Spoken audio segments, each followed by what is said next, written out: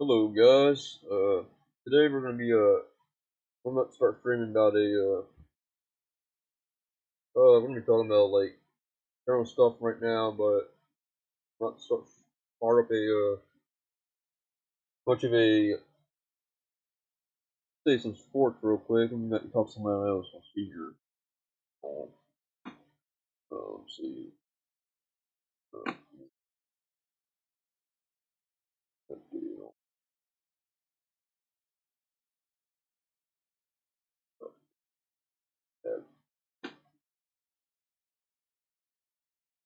Well, I hope you guys are having a good day. My day's been pretty good. Just going out and all. Yeah, what am I doing? That, that. Alright. Sorry about that, gotta get.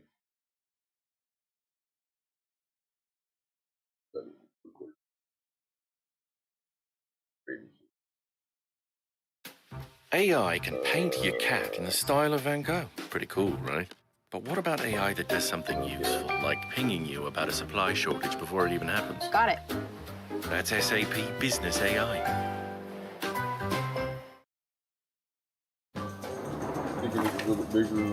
Did you see that? Yep. Looks like rain. Also looks like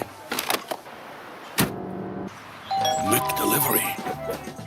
Order McDelivery in the app. Great job of the ascension of Bo Nix. Hurry up. They fake the toss to go bootleg. Pass got away from him, and it's intercepted. Bounced off the receiver's hands. And Ardarius Washington able to catch it on the rebound. For Justice Hill, the running back. Here's Lamar. Backed up, and taken out of field goal range. Oh, what a play by that Denver defense led by John Franklin Myers, and the sack all the way back at the 43. Good-looking prospects out here for this third down play. 3rd and 4. Low pass and caught. There's one of the rookies I was referring to, Vele. The same personnel grouping. 2nd and 15.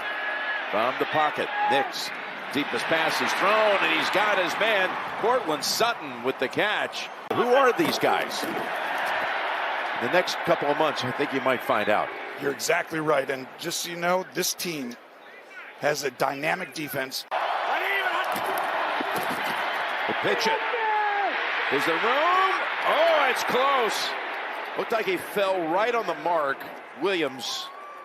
First down's already been given by Adrian Hill. Well, they made the announcement during the break. They've overturned the ruling on the field. They say Williams is short, and the Ravens take over on downs. Check out Mahomes scrambling into T-Mobile to get the new iPhone 16 Pro built for Apple Intelligence. Cuz holding it up like a baby lion. Now at T-Mobile.com, get the new iPhone 16 Pro on us. And families can save 20% every month versus the other big guys. Derrick Henry. Hey, Jake from State Farm.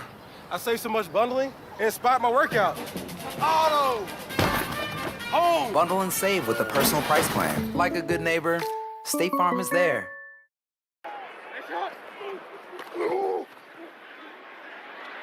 Lamar, stationary in the pocket. Look who's wide open.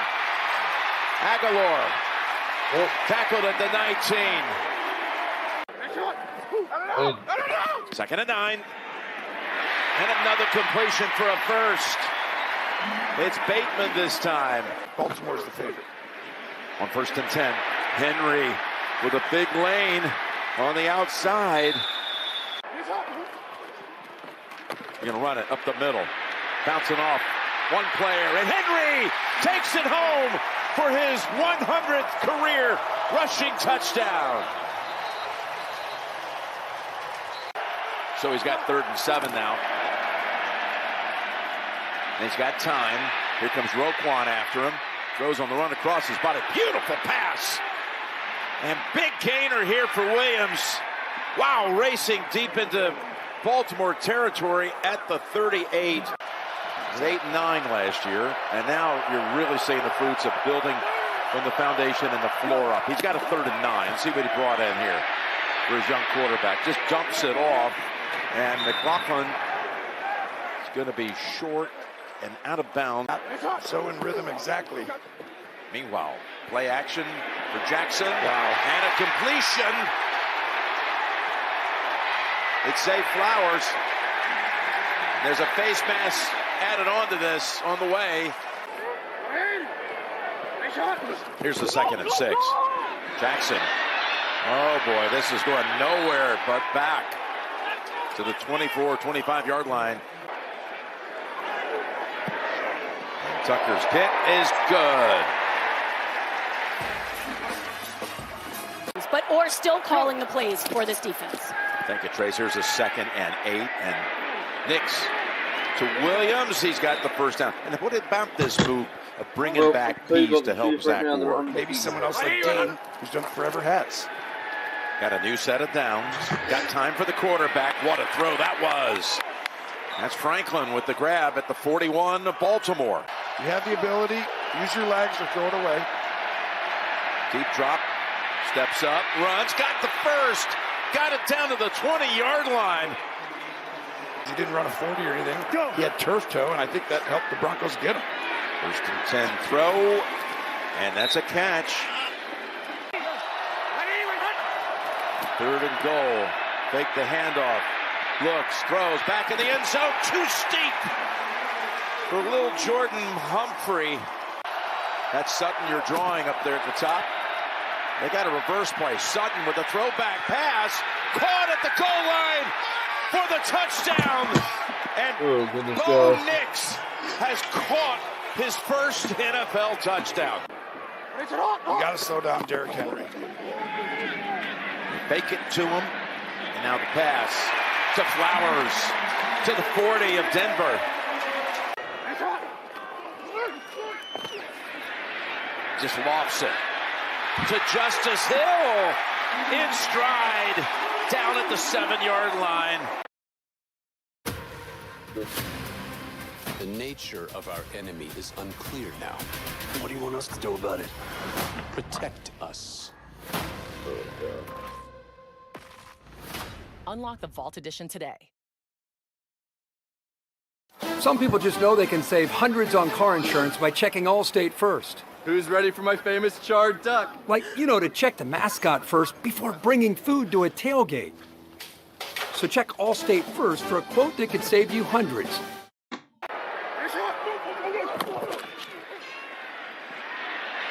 Steps up from the heat. Slides, throws, completes the pass to Flowers for the touchdown.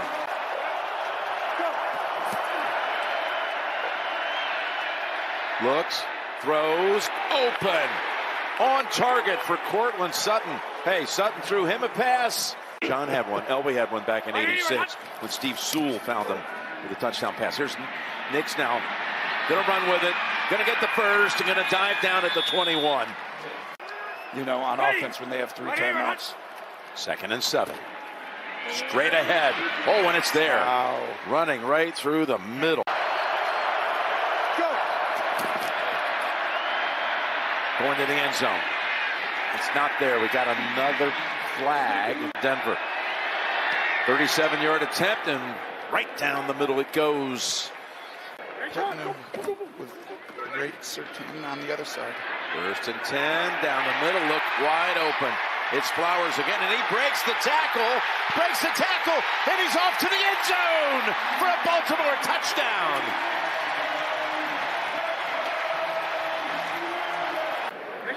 Second and 9. Quick pass to Andrews. Bowls ahead for the first down. Attack with everyone else and put everyone up in here just like they're doing now. Here's Henry. Henry's got another first down. For 12 or 13 more to his total. That was the first drop of the game for the Ravens on offense. 3rd and 10. They're chasing after him again. There's Cooper. He gets away from him. He's got a big running lane, and he's got the first down. Just able to shuffle out of bounds to keep the drive alive. So we're going to see if this is going to work because they're changing plays too on the other side. Henry galloping. Henry's got his 1,000. Henry's inside the 20 and down at the 17. Running right behind Linderbaum is center, and he breaks another one for 20. It's Henry. It's Henry. Outside. It's Henry. It's Henry for the touchdown again.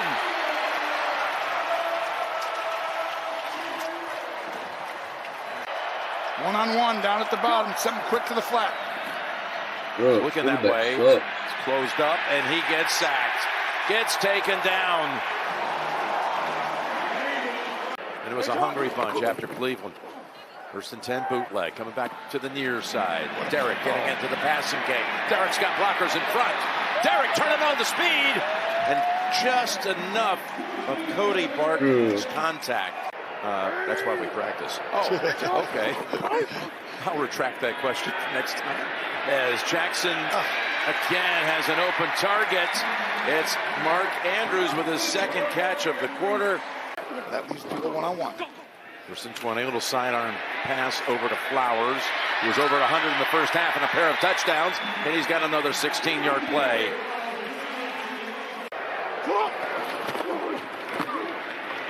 It's Hill, nice wiggle, picks up the first down. You wait for the trickery. Here's the wide open target. Ricard with the touchdown catch. And Jackson's the first to come over and congratulate him.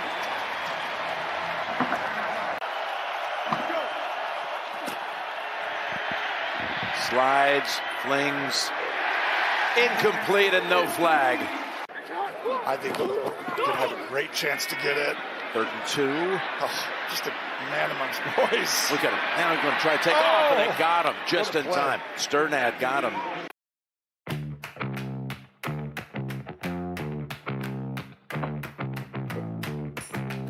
Revolutionary technology, real-world results. That's SAP Business AI. Be ready.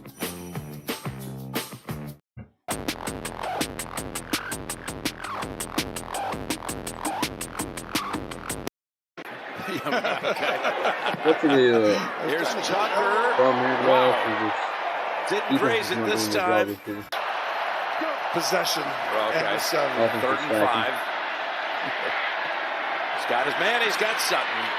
He takes it down to the 15-yard line. Coach's son. Yes, he did. 2nd and 6. He's going to keep it.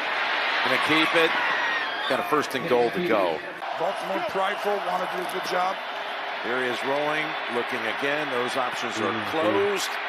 Trouble back at the 14, and look, they come up and get him.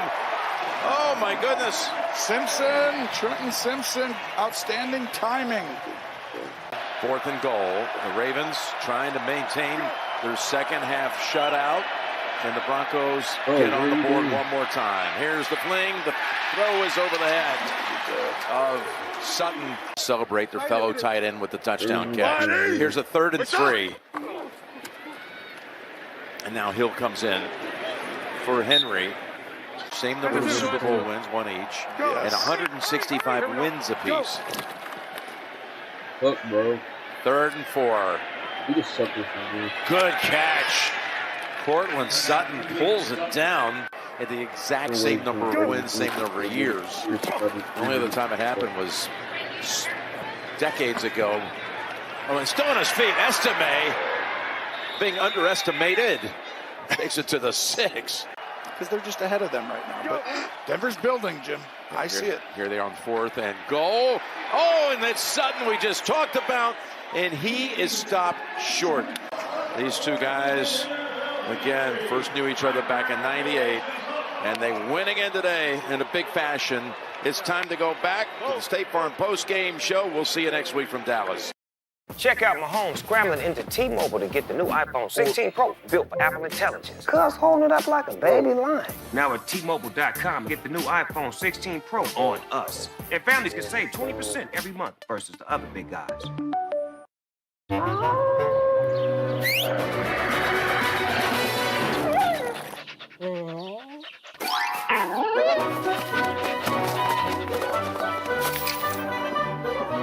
Red Bull gives you wings.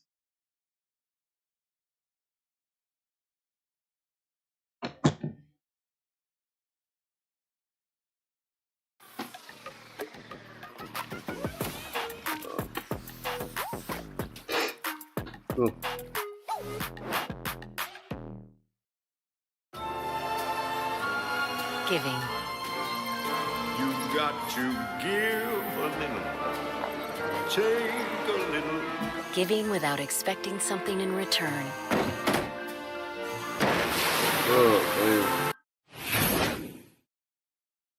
Number 22 offense.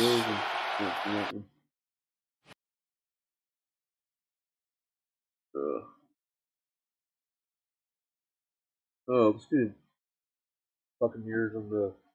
When I move, you move. Just like that. When I move, you move. Just like When I move, you move. Just like that. Hell yeah. Hey, DJ, bring that back. When I move, you move. Just like that. When I move, you move. Stand up. The nature of our enemy is unclear now. What do you want us to do about it? Protect us. Unlock the Vault Edition today. Coming in tied for the most catches among active players with his new teammate, Travis Kelce, as he gets another. 2 plays, 2 completions, and a first down at the Tampa Bay 30. That one for 17. A lot of the similar principles in this offense and what Patrick is looking for, so that really helped bridge the gap in a short period of time. Patrick's out and slides with a Chiefs first down. But not here. 3rd down and 16. Perine out of the backfield. Draws a crowd. Levante David was in with others, a gain of 4. And yet we're not so convinced that they won't try another one tonight. Butker nails it from 40. I didn't agree with the call. That was 3rd down that kept this drive alive.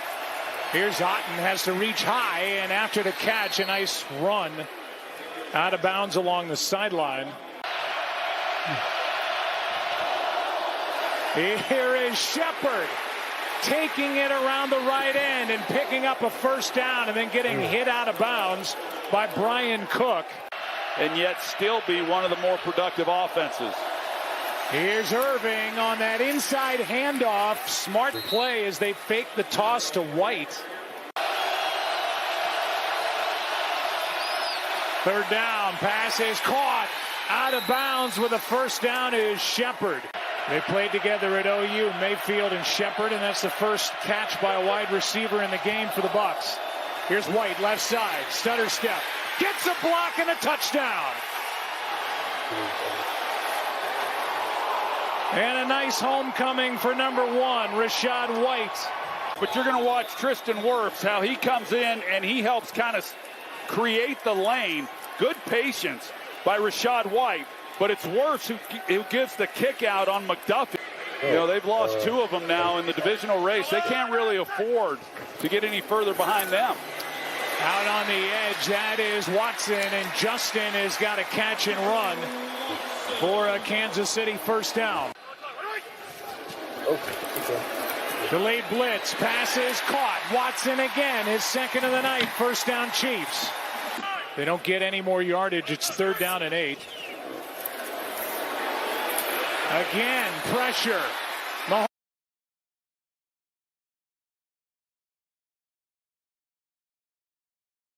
Thanks so much for coming back, Tom. We appreciate it. Okay, so you were in yesterday. He had some numbers on who was trending. You were saying President.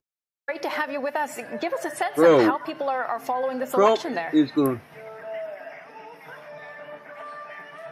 Well, they're watching the election results really, really closely. And in fact, as the counting began yesterday, there was a small prayer ceremony in this temple that you can see behind me. This is a temple that Kamala Harris has donated to in the past in 2014 when it was being renovated. There is a plaque with her name on it as one of the donors inside the temple. Now, if you speak to people in this region, they tell you how much Kamala Harris has done for this village, even though she's never visited this Harris's place or mentioned it in any of her speeches. One of the people I was speaking to said that, this has become a sort of tourist destination of sorts. When people come here, they come to this village, they come to the temple. In fact, while we were filming here yesterday, there were a few American tourists who were here. There were Harris supporters, of course, and they were really anxious about the results. And they thought that this would be a place where they would want to spend the counting day, because this would give them a sense of community. And that tells you a lot about how Kamala Harris has put this tiny Indian village on the international map. Now, the people here are not used to 15 to 20 media crews thronging them. They're not used to being harangued by media crews for sound bites, and that's why they are enjoying the attention, and they hope for it to continue over the next 4 years. So even though things are a little muted right now, when she won in 2020, there was a lot of celebration. It was like the kind of celebration you'd see at an Indian wedding. But right now, they do not want to celebrate ahead of time. But we have been told that if she wins, there are grand celebrations in store, and it's going to be bigger and better than what it was in 2020. Okay, really, really interesting to get that glimpse really into what's happening there. Thank you so much for that update. Great stuff. Now we have projected results to bring you relating to the Senate. We haven't been speaking much about the Senate and House tonight, but of course, in addition to voting for the President, Americans are voting for their elected representatives, the House of Representatives and the Senate, as well as many other races more local to their state and to their community, school boards and so on.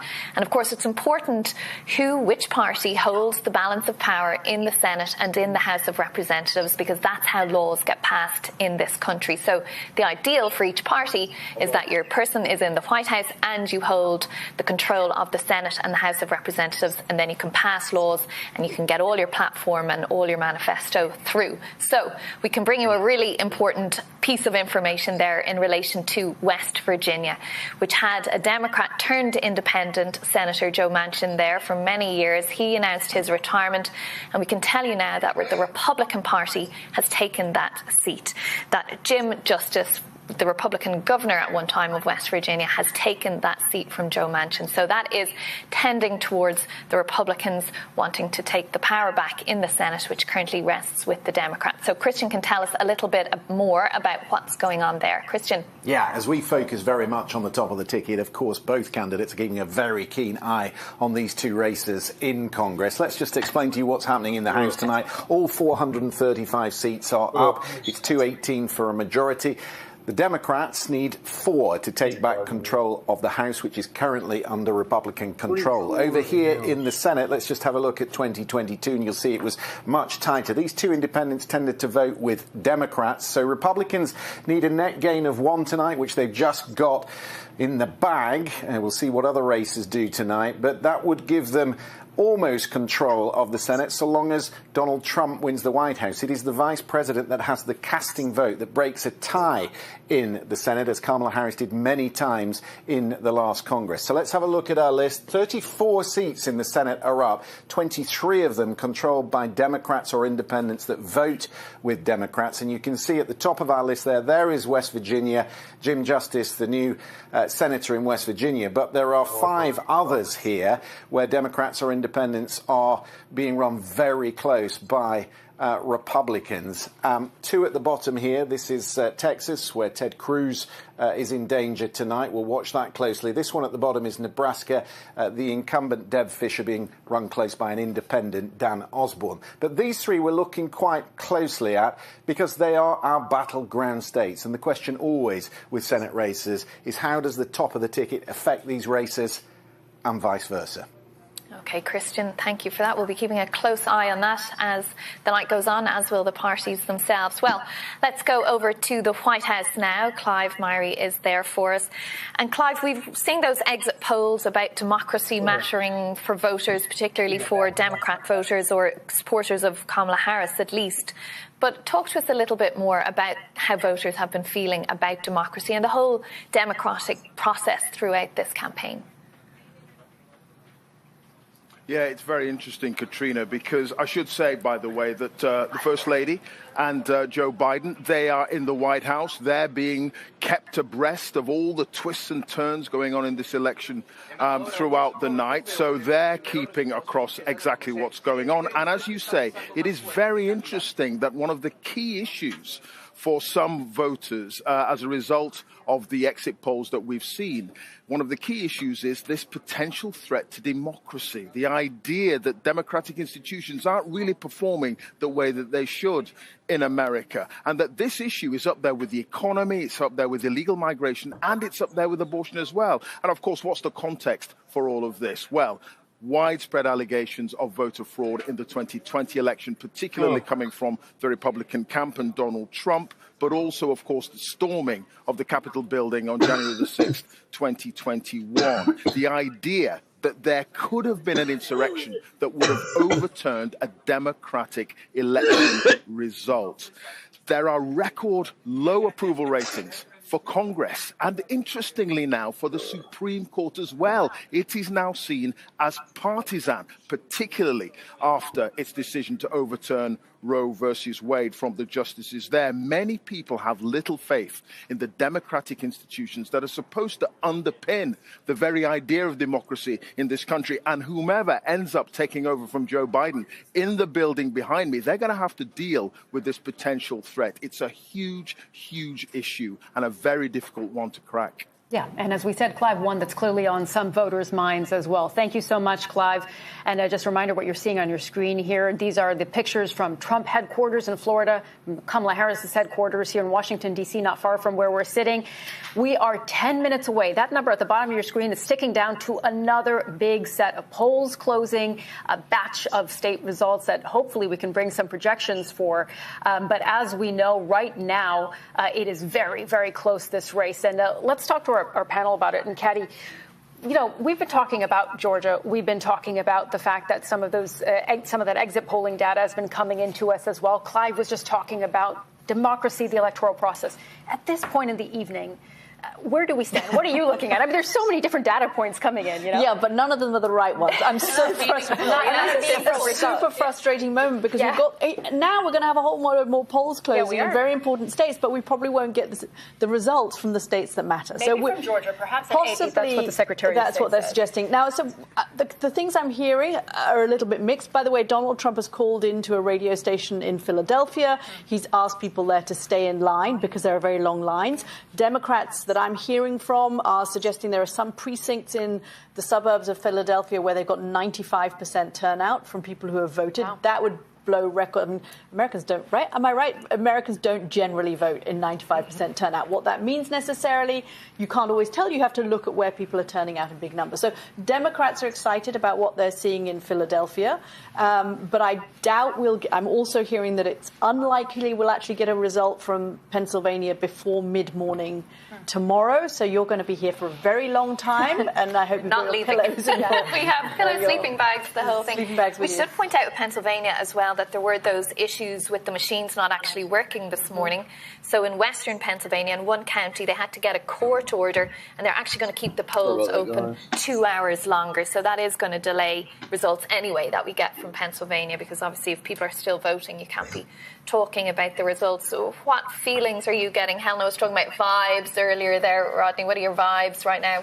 Well, the vibes, my vibes don't really matter. It's the vibes coming from Come on, Trump. share with the group. Well, my vibes are going to depend upon what is happening in these House races and what's happening in these Senate races, being a creature of the legislative branch. But the vibes at the Trump campaign, they're excited. As of the last time that I spoke to somebody who had been with them, they were looking at a more optimistic Trump campaign. Looking at numbers like this, that optimism was not there in 2020. The optimism was there with the early returns in 2016. They feel as though that it's back to 2016 again. However, 95% turnout in Philadelphia is not good when you look at conventional wisdom for Republicans. And that's something that they Just should to be fair, concerned this was one precinct in one county. So I'm not saying that the whole of Philadelphia was doing nothing but voting over the last few weeks. We don't know that. But it does look like there's big turnout in Philadelphia. And if there's big turnout in the western part of Pennsylvania, they're able to keep the polls open to accommodate for those 2 hours they weren't. That could easily cancel it out. But again, it's a barn burner. Yeah, just to explain, Western Pennsylvania is a very Republican area. It Just is. for people who may not be familiar with that. Stephanie? And I'm also hearing from the Harris campaign that they are really excited about the turnout in the Philadelphia area broadly, not just like a couple of precincts. For me, though, Florida's numbers are starting to come in, and there's some interesting things to look there. Right now, with about 75% of the vote in, Trump has almost a double-digit lead over Harris, but that's not surprising given that the infrastructure, the get out the vote, the ground game in Florida on the Democratic side has not been as robust as it has been in previous elections. So that's a bit expected. So ground game does matter. But one county I would point out is Osceola County. It's close to where I represented. It is 47% Hispanic. And right now, the margins are significantly lower. It's still Democratic, but significantly lower than it was in Biden in 2020. Or in 16. So is this a sign that the Hispanic vote is trending away for Democrats? I mean, I think it may be. I mean, we'll have to see what the end numbers are, but that's not a great sign for Democrats. And just to explain, when you're talking about Florida results, we haven't mentioned Florida to anyone who's been taking states off their list because there are a couple of counties where the polls are still open in Florida for another 5 or 6 minutes. So it's one of those states where the time zones are kind of split and the polls are split. So you're seeing results for the majority of Florida, but there is a little bit of time. There are 5.5 minutes for people still to get to. And we are seeing so far, these are the numbers I believe we have up on our screen that we're seeing so far from Florida. So at this point of the evening, of course, too early to project. But at this point, yeah, exactly. Polls are still open, but 54% for Donald Trump there. As you can see on your screen, 44 roundabout. But with polls still open there, we really obviously can't make any deductions about what's happening there in terms of results. And Florida is a stronghold for Donald Trump these days. I mean, he lives there. He's very much, I mean, he's New York originally, but he's a Florida guy now, Rodney, isn't he? Just like me. All you snowbirds. Yeah. All right. As we're talking about some of the issues that are important to voters, Clive was talking about democracy and the electoral process. We know that the economy and affordability really has been at the top of voters' minds. Azadeh, again, has been looking into that exit polling data that's been coming into us as voters, have been sharing the information about what has been driving their vote. Azadeh, what have you been seeing? So absolutely, the economy is still one of the top issues when it comes to how voters are deciding how to vote for president. And they were asked about how they feel things are going right now, and they were also asked about the condition of the economy. Now, when they were asked about how things are going, about 7 in 10 voters so far have said they're either dissatisfied or angry. 7 in 10 Americans say they're uncomfortable. They have a negative view with the way things are going in America right now. And if you drill down a little bit more and look at what they think about the economy in particular, you'll see that 2/3 of the voters who've been surveyed say they believe the economy is in either not so good or poor condition, 2/3. So it's worth saying that in general that does marry up. When you look at something like how things are going right now, it's consistent with what we saw in 2022 in the midterm. So while that might be something that doesn't look good for an incumbent party, that was still a very competitive race. And when you're looking at the economy right now, they believe that 2/3 of them believe it's in not so good condition or poor. That is worse than what we saw in 2020. And pausing on that, in 2020, the United States was in the grips of the pandemic, of the COVID-19 pandemic, and yet they believe the economy is worse. And just to add, that feeling permeates far more with Trump supporters than Harris supporters. For that, Azadeh. Stephanie, just looking at those feelings as voters are expressing them about the economy, I mean, this is where Kamala Harris and Joe Biden have really struggled on this campaign. The metrics on paper for the American economy look good, but it's very expensive to go to the supermarket and buy anything. And that seems to be what's landing with voters there, that they're feeling, 2/3 of them unhappy with the economy. Yeah, and it's really ironic, the disconnect, because if you look at the stock market, the last 3 months have been on a tear, really. And so it's the difference between Wall Street and Main Street. And Main Street has been really feeling the economic burden, whereas Wall Street has been benefiting from low unemployment numbers and a robust economy. But it's the majority of the people are on Main Street, and those are the ones that are going to the polls and voting. And I think it was a misstep, I think, for Harris not to create a bit more distance and space between her and Biden. Of course, it was an awkward situation. Yeah. She was still his vice president through this campaign, and it was hard for her to create the distance that I think voters needed to see to believe that she would present a different approach to the economy. Yeah, that's an important point. And of course, making that distinction, Katie, that's been a very difficult line for Kamala Harris to navigate. Of course, some of our viewers here are thinking, well, she is the vice president in the Biden-Harris administration. Yeah, I mean, I've had some people say to me, look, if you're going to run for president abroad, say to me, if you're going to run for president of the United States, you need to be able to stand up to your former boss, whether his feelings get hurt or not. She clearly decided that she was loyal to Joe Biden, and it was anyway going to be difficult for her to do that. I mean, look, when you've got milk up 30%, when you've got rents up, and I think that's the really big one. We haven't spoken that much about housing, but you've got a lot of these swing states where house rents have gone up 30% since COVID. And in some of these swing states like Nevada, they were only just recovering from the financial crash when COVID hit. They have been hammered by prices, particularly on housing. And that's somewhere where, if you're rich, you own your house. You don't feel the rent rises. But if you are a poorer American, you really feel those rent rises. We're going to talk a lot more about affordability in the economy because, again, it's one of those central issues of this campaign. But we'll just take a pause in that conversation right now because we're coming up again on one of those very critical moments of this evening. As we said, we're off to the races just an hour ago. The first poll is closing. Well, we're coming up to another moment. We're going to see more poll closures. Give us a little bit of a better indication of where this evening is headed. Both candidates building their path to those 270 electoral votes. Kiss my ass because I don't like those things. I don't like It's 8 p.m. here in Washington, D.C., 1 a.m. in London, and polls have now closed in 16 states, including that all-important key swing state of Pennsylvania. Now, this is the biggest batch of poll closures that we'll see tonight. In addition to Pennsylvania, voting has also just ended in Alabama, in Connecticut, in Delaware, in Florida, in Illinois, in Maine and Maryland, in Massachusetts, in Mississippi and Missouri, in New Hampshire and New Jersey, Oklahoma, Rhode Island, Tennessee, and here in Washington, D.C. Now, together, all of these make up 171 electoral votes, so a lot up for grabs. The presidential candidate, as we've been saying, needs to get to that magic number of 270 to win the White House.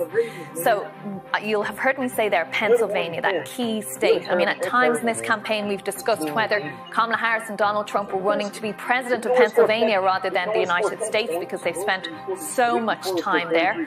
Just yesterday, the last day of campaigning, we saw Donald Trump hold a major rally in Pittsburgh, and of course Kamala Harris finished things out in Philadelphia. Now, we can bring you a projection from some of those polls that have just closed. Florida, we've been discussing it just a moment ago, the adopted home state of Donald Trump. 30 electoral votes he gets in the bag from that projected win in Florida. A huge number. Of course, he will have been banking on that. It's a heavily, reliably Republican state recently. We can also project at this point that Alabama, a projected win for Donald Trump, and the 9 electoral votes that Alabama has. Again, another reliably red state, as is Oklahoma. Oklahoma projected as a win for Donald Trump, and the 7 electoral votes that Oklahoma brings with it. So all of those states is a projection for Donald Trump at this point. One more to bring to you. There we go. Tennessee. Tennessee also is projected as a win for Donald Trump. Another reliably red state, 11 electoral votes. District of Columbia here projected as a win for Kamala Harris.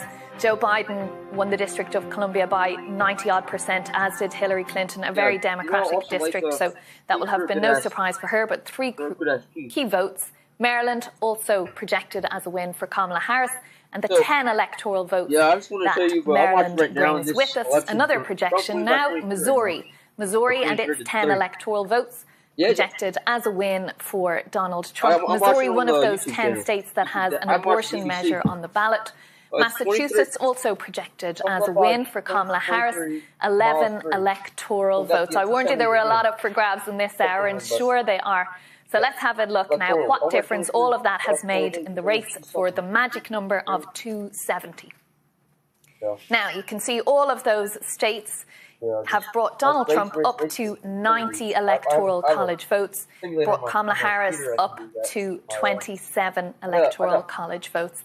And again, just really important to remember, it's very early in the night. The states, their polls close at different times right across this country, and many of the ones that close early are reliably Republican states. They almost always vote Republican. It would be the story of the night in many ways if they didn't. So while it looks like Donald Trump is steaming ahead here of Kamala Harris, that's really just a very early picture at this point. A lot of those states are ones that he will have been banking on. Now, there are a number of states where we just can't make any projections at this point. It's just too early to do so. We don't have enough information yet. Connecticut is one of those that it's just too early to project 7 electoral votes. Delaware, too early to project 3 electoral votes, of course. That's the home state of Joe Biden, born in Pennsylvania but spent most of his life in Delaware. Maine, too early to project 4 electoral votes there. And that's one of 2 states where they split how they award the electoral college votes. Illinois, too early to project 19 electoral votes there. So a nice big pot of votes for whomever should get those later. Mississippi, too early to project, and the 6 electoral votes in Mississippi. New Hampshire, also too early to project 4 electoral votes there. It has voted Democrat in the past, but the Trump team have been expressing confidence about New Hampshire. New Jersey, also too early to project 14 electoral votes there. Rhode Island, also too early to project 4 electoral votes with Rhode Island. And just to say again, these are too early to project, as is Pennsylvania, of course. That swing state will be a long time before we're projecting that one, I suspect. And just to say that too early to project, don't read too much into that. It just means that we have no information at this point. We can't make any projection. The votes are just being counted. The polls have just closed. Well, let's go to that all-important state of Pennsylvania. Tom Bateman is there for us. Tom, what's it been looking like in Pennsylvania? How has voting been going through the day? Yeah, hi, Katrina, and welcome to McGillen's Old Ale House, a big watch event going on here on 2 floors. And we've watched the crowd building as the polls across Pennsylvania have closed, in the last 4 or 5 minutes now. And I think we're going to be in for a long night because, as we've been saying, back in 2020, it took this state 4 days until that count had got to a point that the US networks could confidently project a result. Now, it is right up against the wire once again. All the opinion polls here suggesting that it is a dead heat. We've had that for many weeks now, right up until polling day. I was at one of the counts earlier. They think they might have sped up the process a bit this year, so perhaps not waiting until Saturday for a result here, but I think we're not going to get it basically in the coming hours. A few clues, though, probably as the first results start to trickle in the next 2 to 3 hours. What about the voters, though, of course, in this absolutely critical state? As I say, the polls just closed, and I have 2 Philadelphians with me who both voted today. We have Liam and Helen, regulars at McGillen's here. And you're just telling me about the way you voted today. And Liam, you said you voted Donald Trump the last 2 elections. Things a bit different this time round. Tell me more. Yes, last 2 elections went red for me. This one's going blue. 2 main reasons. Women's rights and guns rights. I have a young nephew. I want him to be able to go to school without feeling like, apprehension that someone's going to walk through the door with a gun, right? Tim Walz is going to solve that. When it comes to women's rights, I believe Kamala's going to put some policies in place where we don't have to worry about women having to decide in between themselves and the child that's in their belly at that time. Right, that's really interesting because one of the things that Kamala Harris was trying to do was appeal to women, particularly in the state, and also she would always say at the rallies, and the men that are with them, she wanted them to take that issue on board about abortion rights, reproductive rights. So that was enough to sway you, was it? Oh, 100%. Yeah, I mean, she's done it for the past 107 days, and she'll do it for the next 4 years. I think everyone's excited about that, especially in Philadelphia. And how about you, Helen? How did you vote today?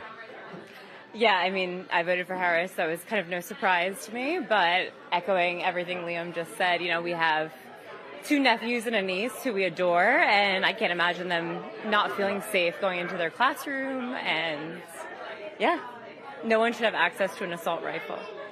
Tell me about the conversations between the two of you. And we were having a chat a bit earlier, and you said that was quite sort of instrumental in the way you were thinking about the way you were going to vote this year.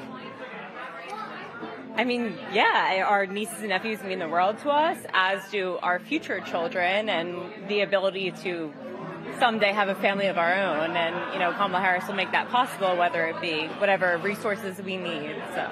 Yeah, the conversations have been open and honest. Everyone knows that the Keystone State, Pennsylvania, is it's a swing state. So every single vote matters. I think Biden won by 44,000 last 4 years ago. Trump won by, I think it was 80,000 8 years ago, right? So it all matters. Every single vote matters. What about the issue of the cost of living, inflation? Because that's something that Donald Trump has really tried to hit hard, particularly in this state, Rust Belt state. People have really experienced prices rocketing up. Did you have any sympathy with that view? How did this issue affect your lives? Right. I feel like that's definitely like the common rhetoric for the other side. But when it comes down to it, I feel like our taxes are going to either go down or stay the same. And I feel like those who make more should be more than willing to. Listen, that's a loaded question, right? That's a loaded question.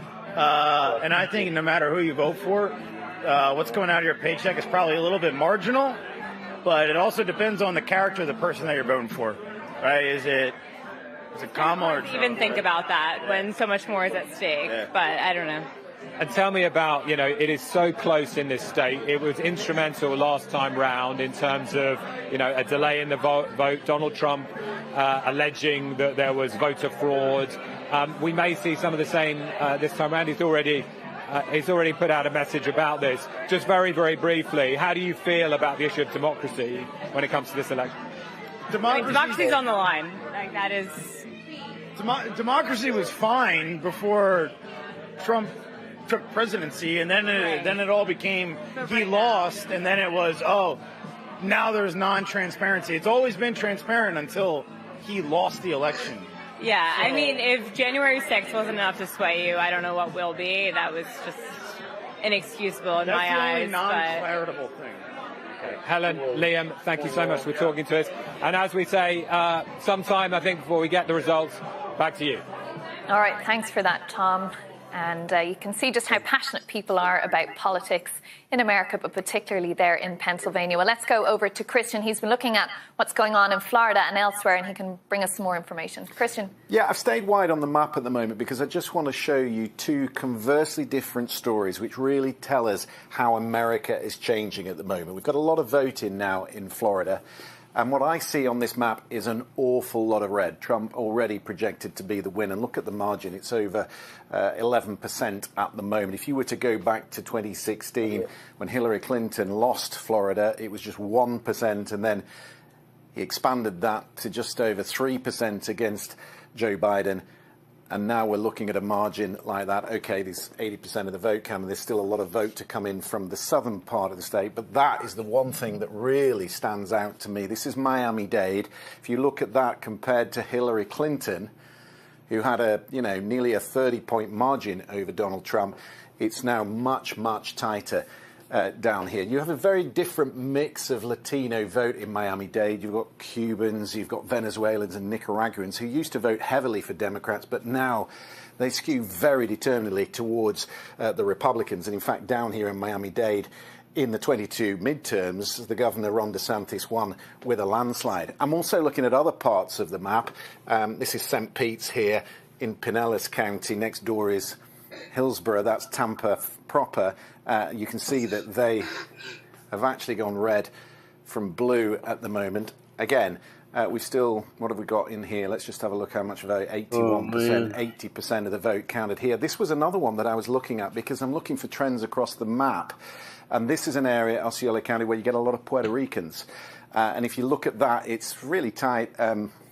about 1% margin. But if you look back to that in 2020, Joe Biden had a really handy lead over Donald Trump in Osceola County. So does that tell us anything about how Puerto Ricans might be voting tonight in Pennsylvania? It might be just a very different story up there, but that's disconcerting, I would guess, if you were a Democrat looking at Osceola County. Let's just have a quick look at Georgia, going to our map here.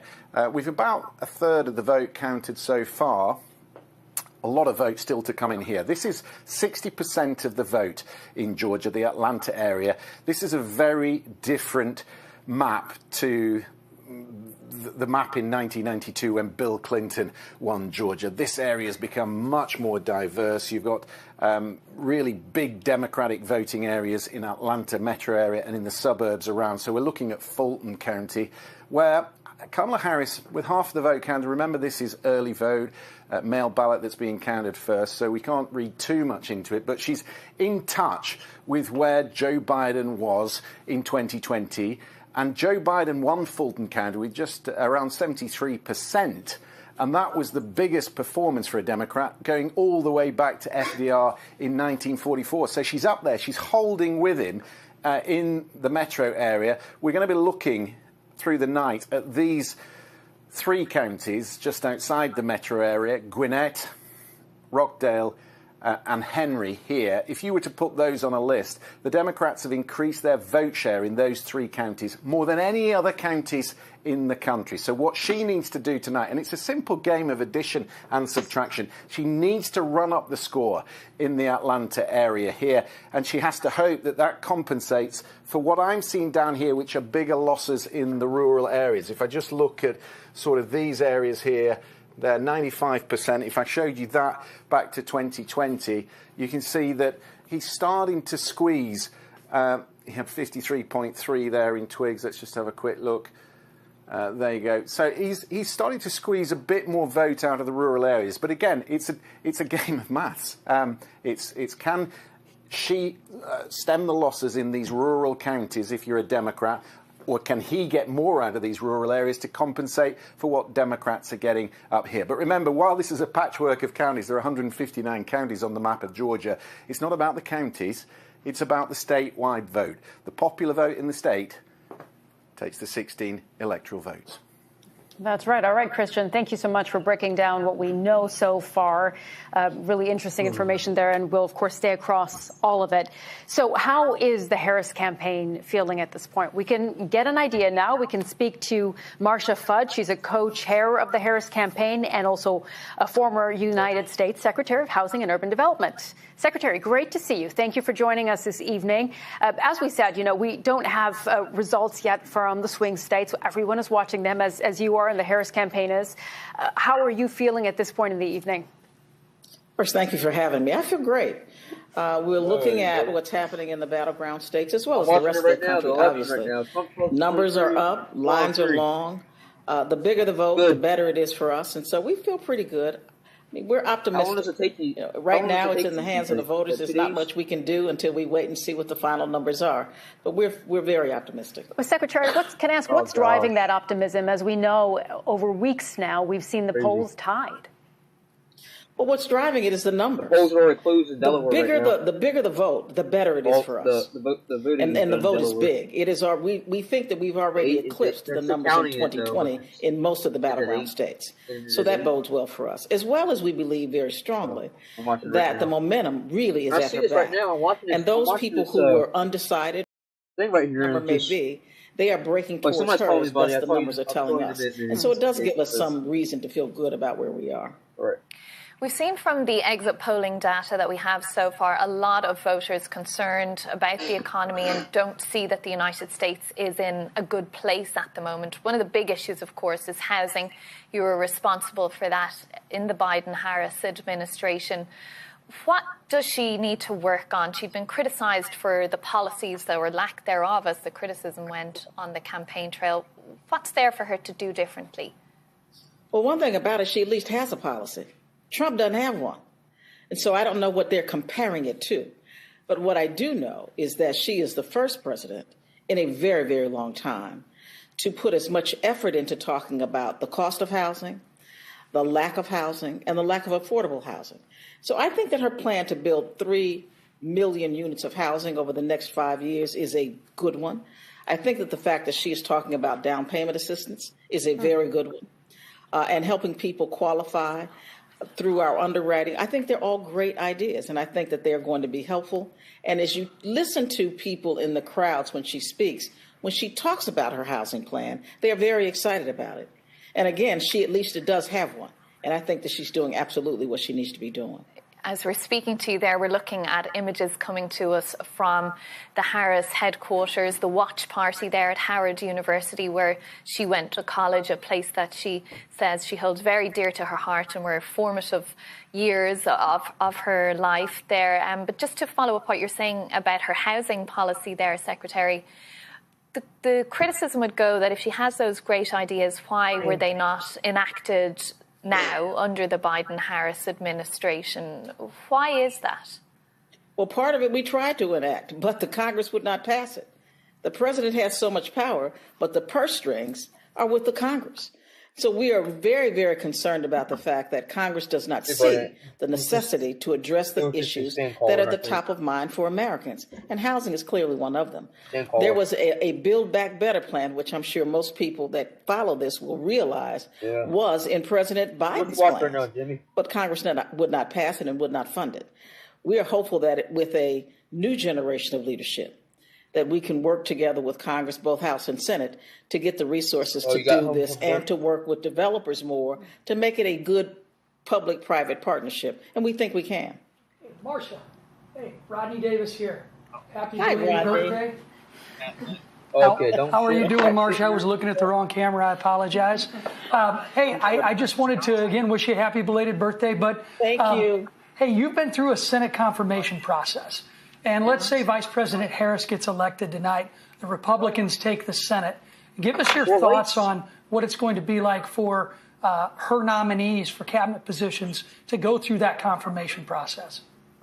Well, I think it's going to be difficult, Rodney. You know as well as I do. You know, we served together for a long time. It is a very difficult situation. But I would hope that if, in fact, we as Democrats lose the Senate, that they would understand that in order for this country to move forward, the president does need a cabinet of her choosing. And if they find that there is someone who maybe just they don't like them, that's one thing. But if they meet all of the qualifications, it's someone who has not done anything to prevent them from serving honorably, I think that they should go ahead and confirm them. That is what we did when President Trump was there. We confirmed almost every single one of his choices. And I think the same should happen with her.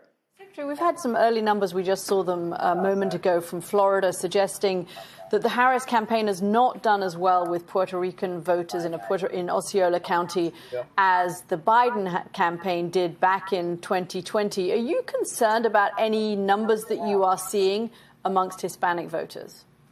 I'm not. I think that you see the difference is that they campaigned literally and put lots of resources into Florida. This campaign did not.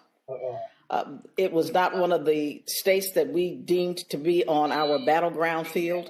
And so we did not put a lot of resources there. Maybe if we had, we would have done better. But I think that the numbers that I'm seeing out of Pennsylvania right now are significantly better. So, no, I'm not really that concerned about it. All right. Secretary Marsha Fudge, great to have you on BBC News tonight. Thank you so much for joining us. Now we have Wait a second. Wait a second. Your friend Rodney's here. We'll look after him for the night. It's many hours before you're getting released yet, though, Rodney. Don't go anywhere. Now, we can bring a key race alert, a key projection to you at this time, not to do with the presidential race, but another one of those other down-ballot key races. This one is the governor of North Carolina, and we can tell you that the Democrat in that race, the Attorney General, Josh Stein, we can project to you that he is going to win that race at this point in time. So we will have more on that in just a moment. Right. That was a very controversial race. Interesting to see that go for the Democrat there. Let's, however, go to our correspondent, Will Grant. He is in Florida tonight. He has been looking at some of the voting there and what's been happening. Tell us more, Will.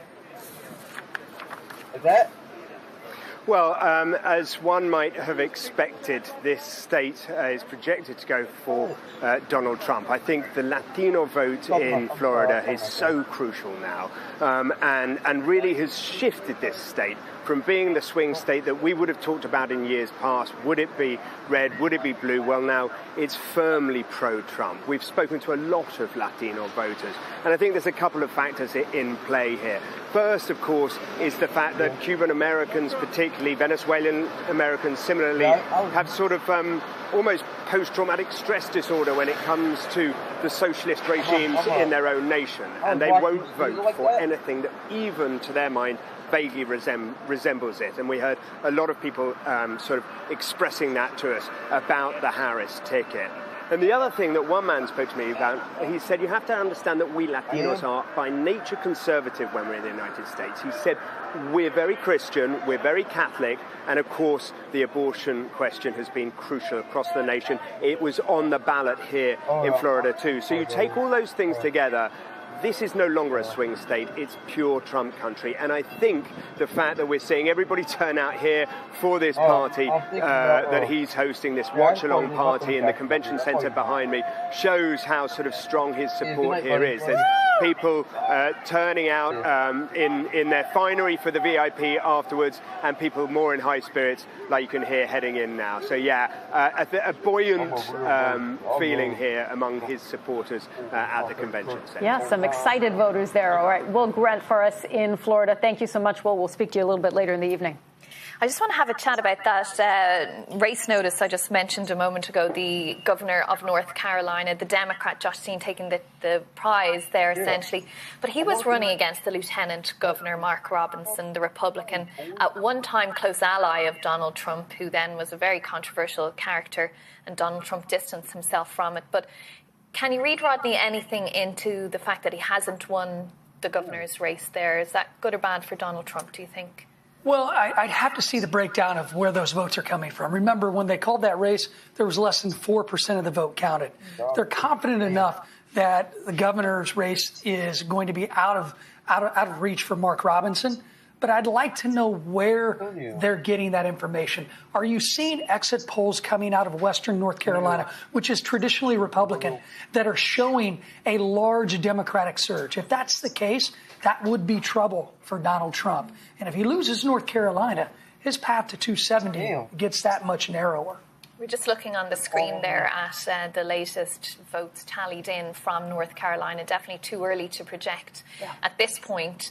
And it doesn't tell us that information, Rodney, that you're talking about there, the specific counties. But so far, Kamala Harris ahead of Donald Trump. But again, only 11.4% of the votes tallied there, Stephanie. Yeah, you know, I'm looking at the map online, and it looks like not all the votes are in, but the western counties, a significant number of them are in, and the predictable counties that would be Democratic around Asheville are. But you also have to remember that those counties, there were 20 counties that were deemed emergency disaster areas. So whether or not those counties are going to be able to come out to vote in the ways that they have in the past is yet to be determined. The disaster being Hurricane Helene, of course. Just to explain for folks, many of those polling centres actually washed away and not physically there. We saw today people voting in tents, didn't we? Yes, and I mean, the Postal Service wasn't quite back up in some areas, and so mail-in ballots and things like that had been disrupted. So I think that that's one of those things that we'll have to keep an eye on. But looking at where the numbers are, it would require a significant amount of split-ticket voting in order for the governor's race to go Dem and the state and the presidential level to go Republican. And there just aren't a ton of split-ticket voters that we can point to recently. But it would require people to show up, vote Republican at the top, and then have voted Democrat for governor. What do you think, Caddy? Because, you know, it is interesting, and we also talked about the fact that there was a lot of mis and disinformation surrounding Hurricane Helene that swept through the state in early October and really devastated the central belt of that state. Yeah, I mean, it had some of the worst misinformation I think that we've seen, to the extent that at one point FEMA officials, the Federal Emergency Management Agency officials, had to actually stop their work because their own operators and their own workers were under a significant amount of threats from outside because there had been this going around online, there had been posts that they were only that the government was only helping people who lived in Democratic areas, not people who lived in Republican areas. This was not the case, but it was enough to put these FEMA workers under threat. So yeah, that was a problem. I mean, I think it's actually the point I was going to make about Stephanie. And I think it's particularly worth our viewers around the world here realizing this, is that when you vote for president of the United States, my daughter voted in Chicago early voting because she said there were 40 names on her ballot that she had to vote for. You're voting for president, you're voting for governor, as you were in North Carolina some years, you're voting for senators, you're voting for members of Congress. I mean, you're voting for the kind of district dog walker. I mean, it really gets down to that point. If you are a diligent citizen, you have to research all of these. It can take you an awful long time, which is why I think a lot of people have voted early, because, as my daughter said, I can't possibly research all of these judges while I'm standing there in the booth and people are lining up behind me. So I think that gets to this whole issue of early voting versus on-the-day voting. And I think what we've been tripped up by in recent elections, it happened in 2020, I was covering that here for the BBC, was you get the early information that comes out, but that doesn't necessarily include the information from on the day. So I'm actually picking up some nervousness compared to the beginning of the program from Democratic sources that I'm talking to about some of the numbers that they're seeing. But we don't know whether those numbers are reflective of the final tally. And I think we all have to be very careful of this idea that there may be a red mirage or a blue wave or a Just explain quickly what that means. So red mirage was something that we all... Oh, my goodness, this is like hanging chads from 2000. Everybody has enough to remember. The red mirage is the idea that people voted... that you get votes counted from on the day quicker than you get early votes, and Republicans tended to vote on the day. That may not long be the case this year, but it was certainly the case back in 2020. This is a bad trip down memory lane. I'm having PTSD. Well, it's just a reminder of where things were a few years ago with the pandemic as well, and how voting patterns really have changed, haven't they? Looking at mail-in ballots and such, and how that has become very popular. I think the voting mode has changed so significantly that it's hard to model. And, you can't use the 2016 approach, and you definitely can't use the 2020 approach. So what does it look like? I think we'll find out once this election is over what the current voting mode looks like for this country. Exactly. Well, we are coming up to another one of those key moments of the night. We're going step by step through the night as we're looking for polls closing in different states, results coming in. There are some that can be projected, some that cannot, but little by little, we're getting a better picture of which way this election is headed as both candidates build that path to 270 electoral votes.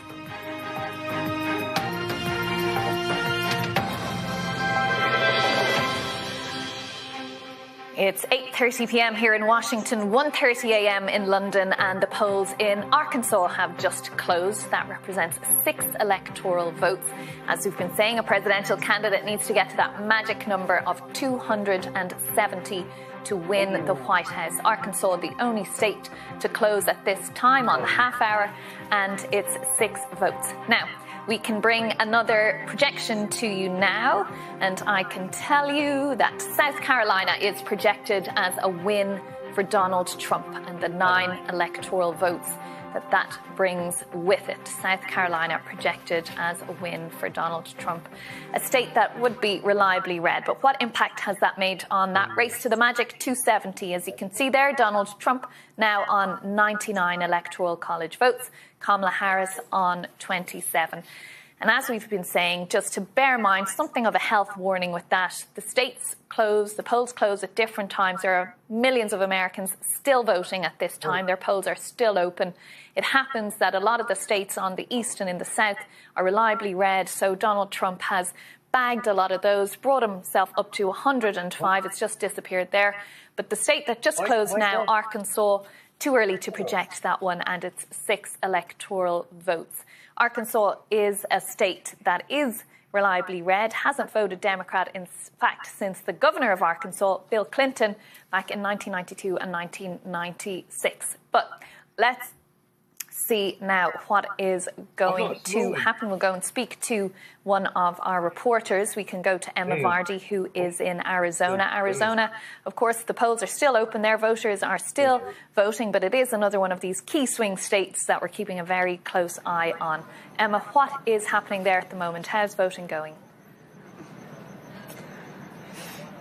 well, about half an hour left until the polls close, and then we have this anxious 1 hour wait until they announce the first results. All the early ballots that came in that have already been counted, we wait an hour after polls close and they can give us those numbers. It'll be about half of the votes that are going to come in overall. So we'll be looking for clues into that as to which way this is going, but by no means will it be the definitive result. And what's at stake in Arizona? Of course, it's a really closely contested battleground state, narrowly won by the Democrats last time around, tiny margins.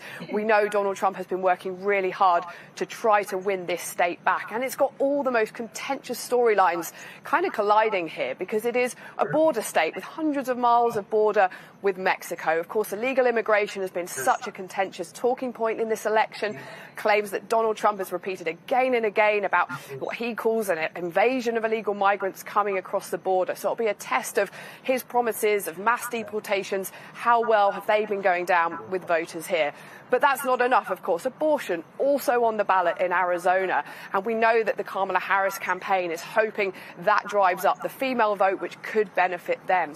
So much going on here, of course. Not to mention where I'm standing now, there were armed protesters who gathered here 4 years ago when there were claims that the vote was rigged, false conspiracy theories that were spread by Donald Trump and his allies. And the voters, the election workers counting the votes just inside the doors here were fearful as to what was developing outside. This year, they're ready for anything. There is a ring of steel outside this place, so quite a different setup here this time around, because last time they all got caught by surprise. Okay, Emma, and as we're chatting to you there, we can see the results of the last election on the screen there, Joe Biden winning it and Donald Trump winning in 2016. So a real flip-flop going on in Arizona. That's why we're paying such close attention to it and why the candidates have been as well in this campaign. Now, let's go to the Donald Trump headquarters, or at least the place where the watch party is taking place, and as they will hope, the victory party later on, the convention center in West Palm Beach there in Florida. And Neda Tawfiq is standing by for us. Neda, what's the sense there? Obviously, at the moment, Donald Trump is nearer to the 270 than Kamala Harris is, but too early to read anything into that. Yeah, Katrina, but we've already seen a little bit of celebration here at the watch party when Florida, of course, a state that was very much predicted to go Donald Trump's way because it is solidly Republican red and no longer a swing state. But nevertheless, when that was called here, there were huge cheers in the state.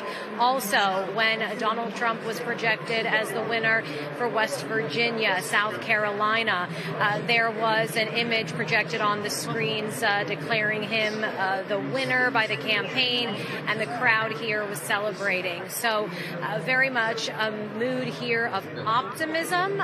Every kind of supporter of Donald Trump's that I go down and speak to in the crowd says they are very optimistic that this will be a good night for him. So very much a celebratory mood here as people are off drinking, mingling, in for this long waiting game.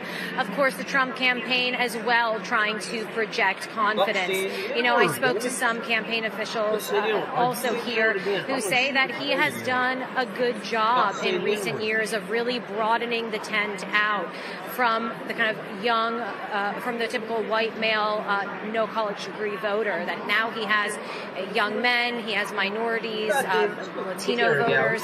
They think that he is doing well in rural areas, hoping that that turnout really proves well for him in this election in particular. But everybody is just waiting to see, obviously, Katrina, how the polls play out, how the results come in.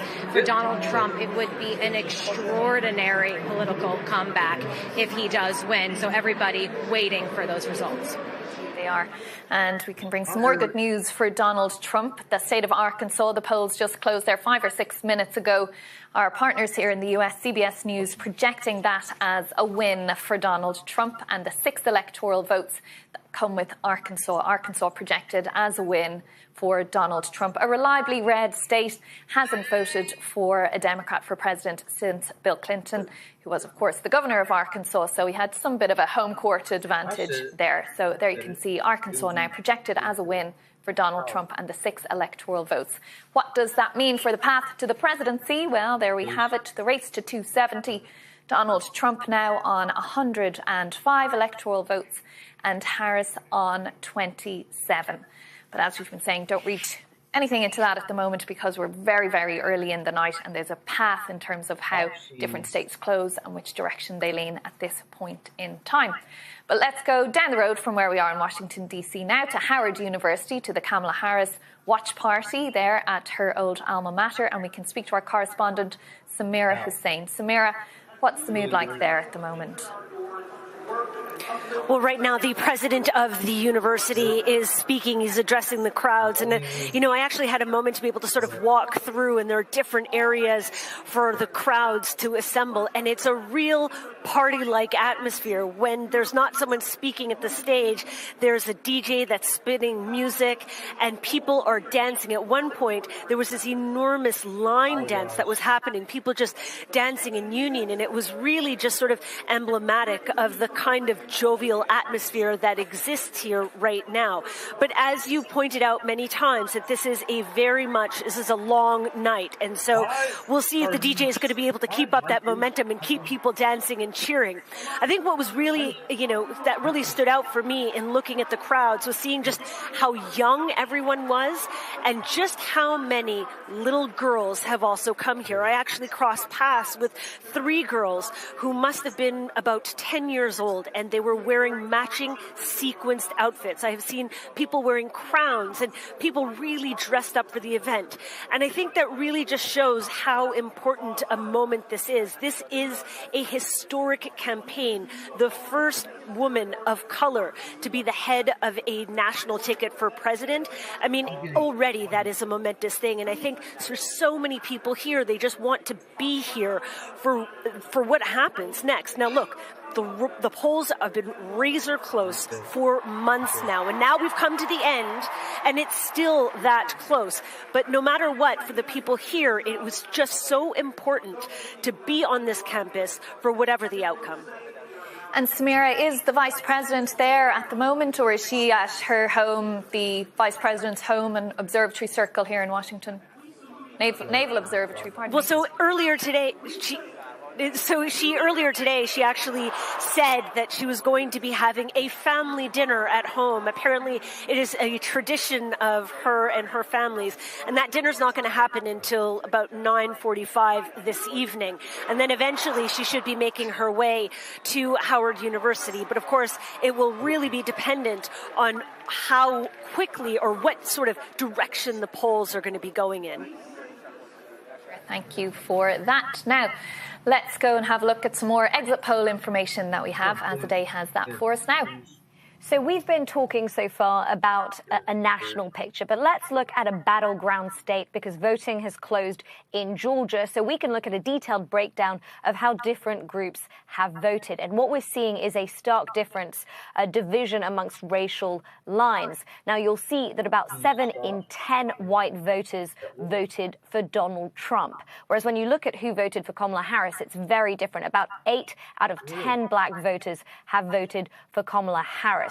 Now, both those figures are about on par with 2020, though when it comes to black voters, it's maybe just a little less for Kamala Harris than it was for Joe Biden in 2020. We also see that more black women voted for Kamala Harris than black men, though, again, that's the same as in 2020 for Joe Biden. So overall, you're seeing that black voters are driving the vote for the Democrats, as they did in 2016 for Hillary Clinton, as they did in 2020 for Joe Biden, and as they're doing now for Kamala Harris in 2024. And when it comes to Trump, white voters, particularly white voters without college degrees, are holding steady for Donald Trump. Now, if you look at the Hispanic Latino voters, Kamala Harris is in the lead, though that number is still slightly less than it was in 2020. And then when you're looking at the gender split, and of course, this is something that there's been a lot of attention on throughout this campaign. The gender gap is something that we've talked about several times. About half of women, a little over half of women voted for Kamala Harris. So the difference there is not quite as stark. Now, battleground state numbers, exit poll data is particularly interesting because, again, we were giving you a broad overview of the national picture. But this election, as we've been saying throughout the night, is won state by state. And this is how different groups are voting so far. Remember, these are preliminary numbers and they will change, especially once the actual votes continue to be counted. All right, Azadeh, but really interesting nonetheless to get these little nuggets of data on gender, on ethnicity, is how people are voting. Christian Fraser is at the wall with a bit more information on this now for us. Hey, Christian. Yeah, let's start in North Carolina. We've only got around 20% of the vote counted so far, so there's not a lot we can extrapolate from the map, but I'll try and show you 2 or 3 things I've just been pinpointing in the last few minutes. What are we focusing on in North Carolina? Well, it's a similar picture to the one we explained in Georgia. The Democrats have to run up the numbers in the suburban metro areas around Raleigh. This is the research triangle here. So Wake County is the biggest county in the state. Next door is Durham and Orange County. You can see there, Orange County, 86% of the vote counted. She's up there with the margins of Joe Biden and Hillary Clinton. I'll show you that. 74. 2016. So she's doing a lot better in Orange County tonight. But these are the areas she needs to do well. There's been massive population growth in this county here, Mecklenburg. This is Charlotte here. A lot of people coming into this area. In fact, it's grown by 20% in the last 15 years. So that's an area where Democrats are looking at very closely tonight. When you look back at the last 2 cycles, Hillary Clinton lost this state by 174,000. Joe Biden lost it by 73,000. So with that sort of population growth in these areas, more diverse, more college education, more white, more upwardly mobile, can you get more vote out of these areas? But I'm also looking at those places in these red spots around the state where Donald Trump runs up the numbers. He does this really well in smaller, rural, conservative areas among blue-collar workers. We've just been looking at these 2 here. This is Graham. OK, let me show you this tonight. There we go, Graham. There we go, 95% of the vote counted, 81.3 for him. Look at this, 79.5, and that was against Hillary Clinton. So he's edging up the numbers there. In Swain County, it's a similar picture in Swain County as well. Hang on, there you go, 93, 61%, 58%, 58. So he keeps running up the numbers. Right, let's have a look at Pennsylvania quickly because we're still waiting for vote in North Carolina.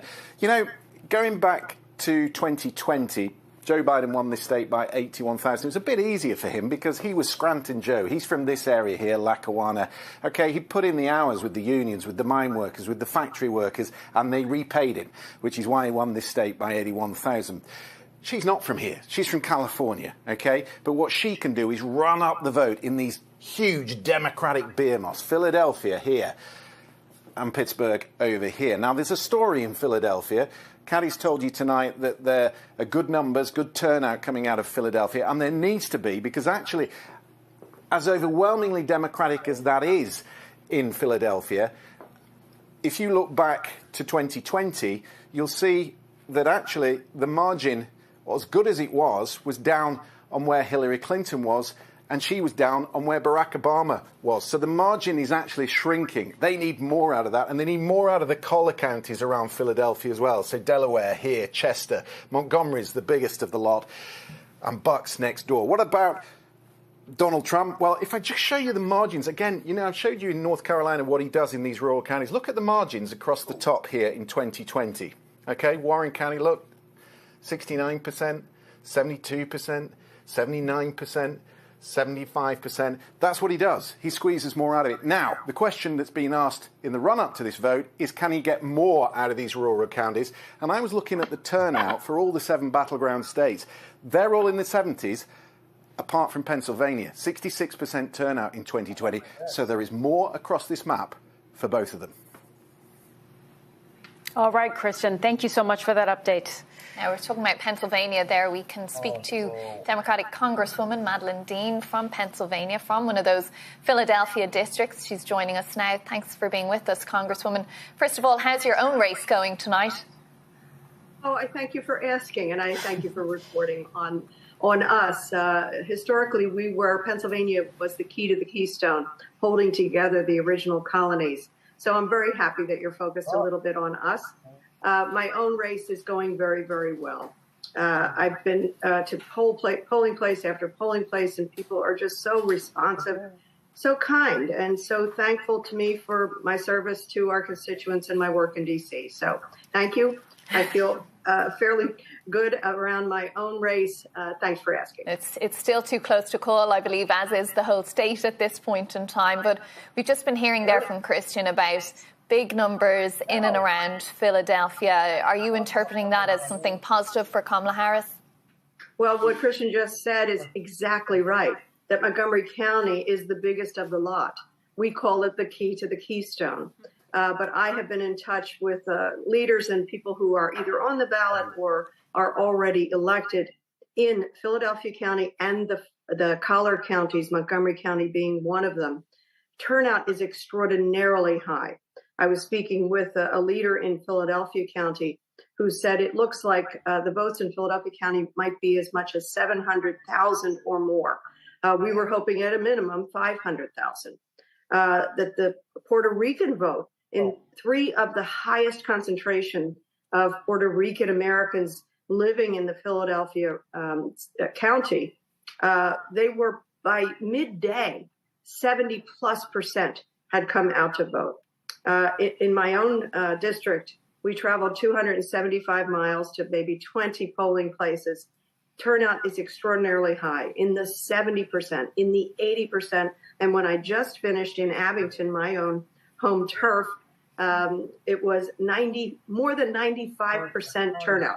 They could literally identify in a particular ward 22 people who had not yet turned out with 1 hour to go. Wow. Turnout is extraordinary. Okay, Congresswoman, as we're seeing this massive turnout, we're seeing news in Clearfield County that there's an emergency request to extend voting hours that has now been granted. We know there have been concerns about the fact that there are lots of people waiting in line and they want to make sure that they can vote. Is this something that needs to be closely watched? I mean, what are you seeing right now in Pennsylvania?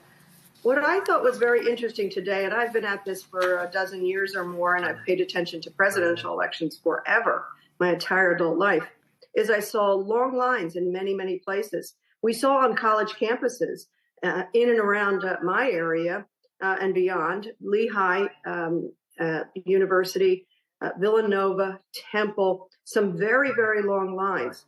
In the case of Lehigh, it was up to 7 hours. And so what I found was interesting was the calm about everybody, just an enthusiasm to be there, a calm. There wasn't the sniping I have seen in previous elections. There was just a commitment to be there and to vote, and also a commitment on the part of the local parties to make sure that we were getting people in, taking care of them, whether it was with water or something to eat as they waited in line.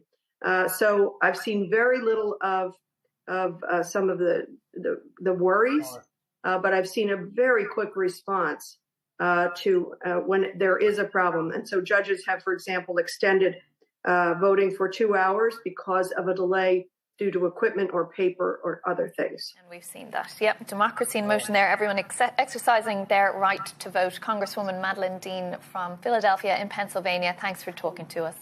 We're making history here.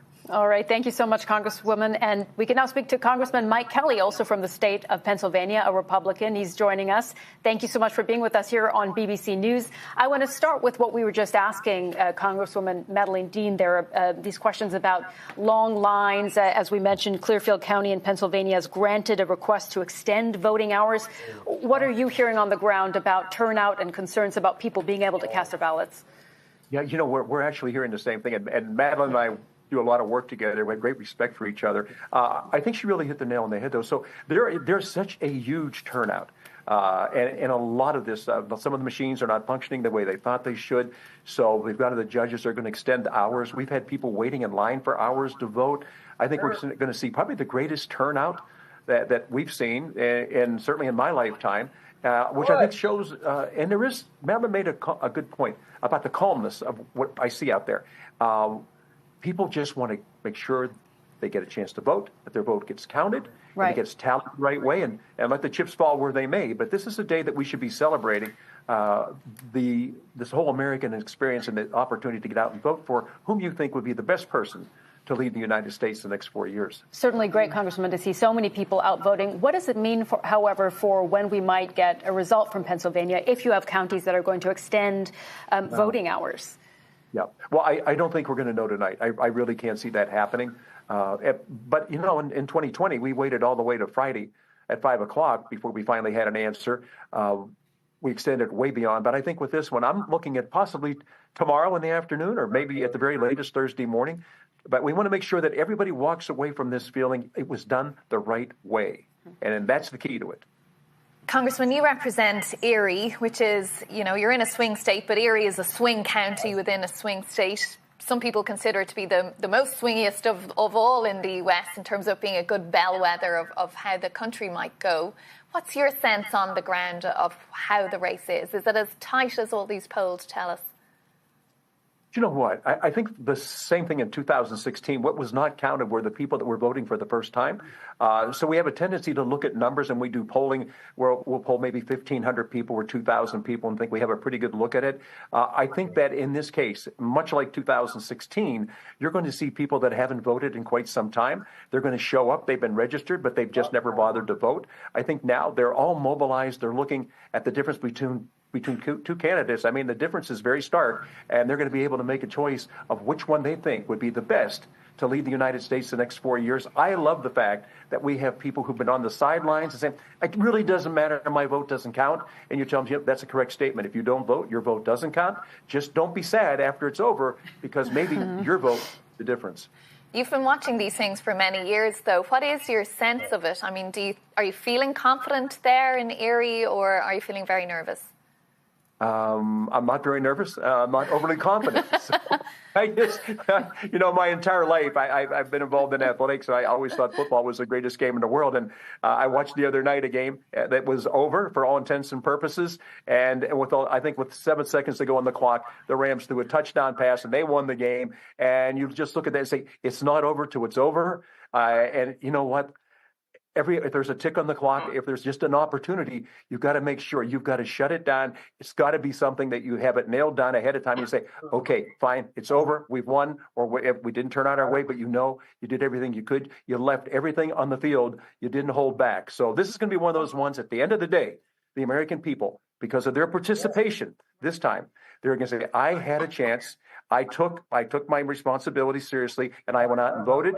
If you do that, then regardless of what the outcome is, you're going to say, I went to the wall. I did everything I could to practice the most responsible thing in my life. 1.5 million men and women in uniform have died to give me that privilege. I didn't squander it. But thank you so much for joining us from Pennsylvania tonight. We're seeing the numbers, of course, here on our screen as they're coming in. Only about 13.6% of the vote counted. So those numbers that you see, you can't really rely on at the moment. We have to wait till more of that data comes into us. But interesting to see nonetheless.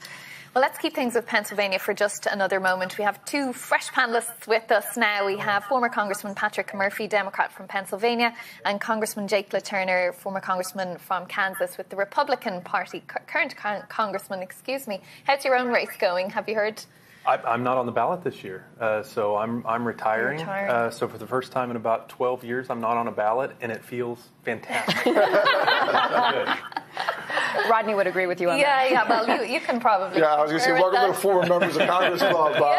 And I do give Jake a lot of credit. I mean, he ran and said that he believes in term limits and that he was going to serve, and he did that. And I think we need more people that are going to, say something and do it, because actions do speak louder than words.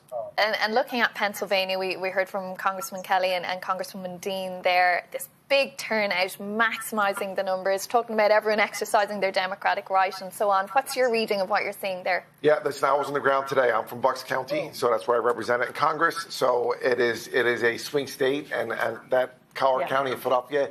But we are seeing record turnout in Philadelphia and the Philadelphia suburbs. Jake and I know we won campaigns. Demographics are destiny. And if you have the turnout that you have in Philadelphia and the Philadelphia suburbs, Kamala Harris will be the next Commander-in-Chief of the United States. Yeah, well, I was just in Bucks County a few weeks ago, and amazing to see just how divided the vote is there, just how split it is like the rest of Pennsylvania. Katty, what are you hearing about and from Pennsylvania at this point of the evening? Mostly just that there's a lot of people who have turned.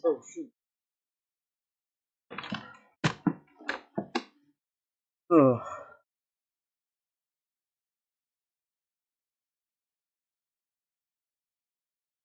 Alright guys, I'm going to get rid of the stream enough for right now, so thank you.